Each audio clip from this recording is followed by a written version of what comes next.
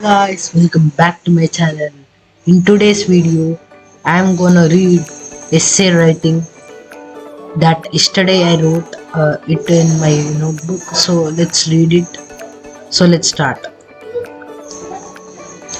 Is essay on India's struggle for freedom. India's struggle for independence was actively shaped as and influenced and nurtured by Mohandas Karamchand, reverentially worshipped as Mahatma Gandhi and respectfully adored as father of nation from 1920 to 1947 for a period nearly 3 decades. During this moment's period of our history, Gandhi was undisputed leader of millions of freedom-loving Indians. He stood like an unrevealed closeness, transforming the freedom movement to abroad-based mass movement by his policy of non-violence based on non-cooperation and civil disobedience movement. And finally, his slogan, Do or Die, inspired the Quit India movement. A critical examination of strategy adopted by him reveals that it was struggle through a struggle, as coined by Bipin Chandra. In between the phases of struggle through a struggle, Gandhi invented the constructive activity program by touchability.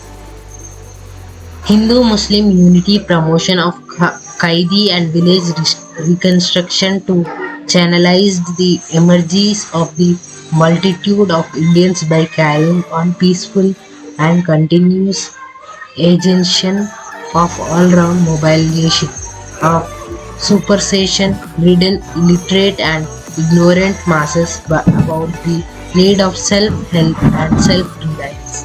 By precept and practice, Gandhi had just feebly become an icon of the 20th century to many Indians and non-Indian protagonists, and time is not far off when he is going to be other avatar of God. Anil Seal, and a Cambridge historian and untouchable critic of Gandhi, observes Gandhi's own brand of social controversy, which sought change through personal reformation rather than popular revolution.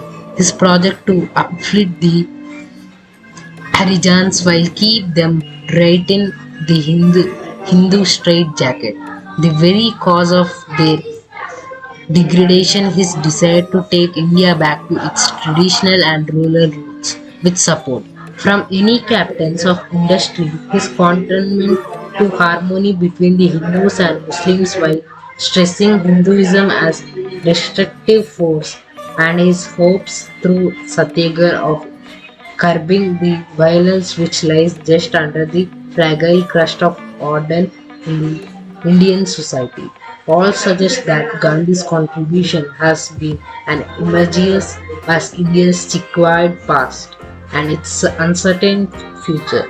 What Anil Sale precious about Gandhi is not the whole truth but only a partial based perspective, and there is many such who belittle his contribution. It is very difficult to understand and appreciate Gandhi, the charismatic saint, attractive politician, social reformer, pure visionary, and the greatest force of conservation. Gandhi was born at Porbandar, a small native state in Kathiawar, in 1869. His father was hereditary Diwan of tiny state. He belonged to Vaishyas community which had close contacts with the Jains, and perhaps that it could be basis of firm belief in the Haiism and non-violence and pacifism. His autobiography, The Story of My Experiments with Truth, graphically, truthfully, and vividly describes his life.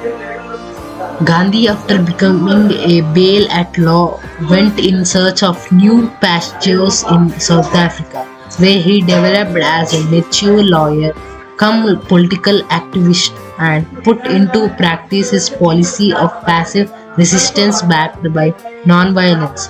The South African experience 1893 to 1914 contributed in a number of different ways to foundations of Gandhi's ideology and methods as well as his later achievements in 1909. Itself, Gandhi recorded his social ideals in his way in Hind Swaraj, wherein he categorically states that the real enemy was not British political domination but the whole of modern industrialization.